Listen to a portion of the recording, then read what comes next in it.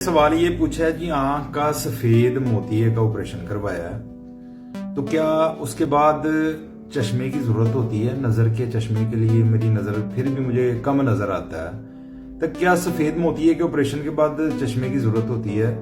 तो मेरी एक बात ध्यान से सुन ले, मेरी इस वीडियो को ध्यान से देखिएगा। मैं हमेशा अमूमी तौर पे पेशेंट को समझाने के लिए एक अपने पास टार्च रखी हुई है।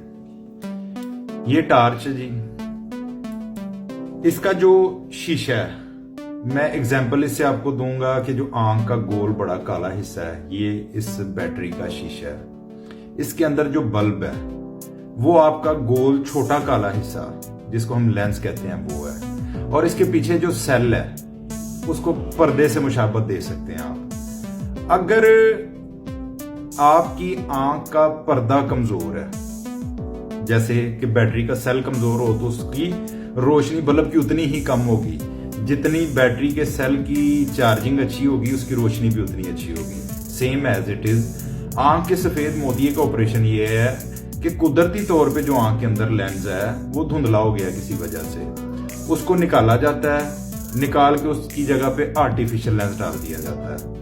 लेंस का काम सिर्फ ये है कि उसने रोशनी को साफ ट्रांसपेरेंट करके पर्दे तक पहुंचाना है। अक्स पर्दे पे बनना है। अक्स हमेशा पर्दे पे बनता है। अगर आपका पर्दा हेल्दी है तो आपको चश्मे की जरूरत नहीं है।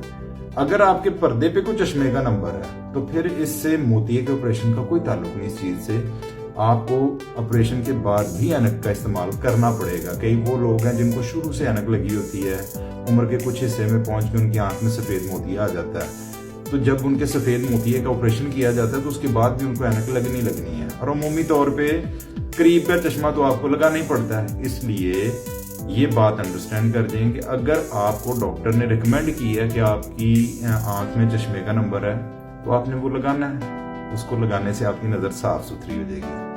बहुत शुक्रिया, अपना ख्याल रखें। अस्सलाम वालेकुम।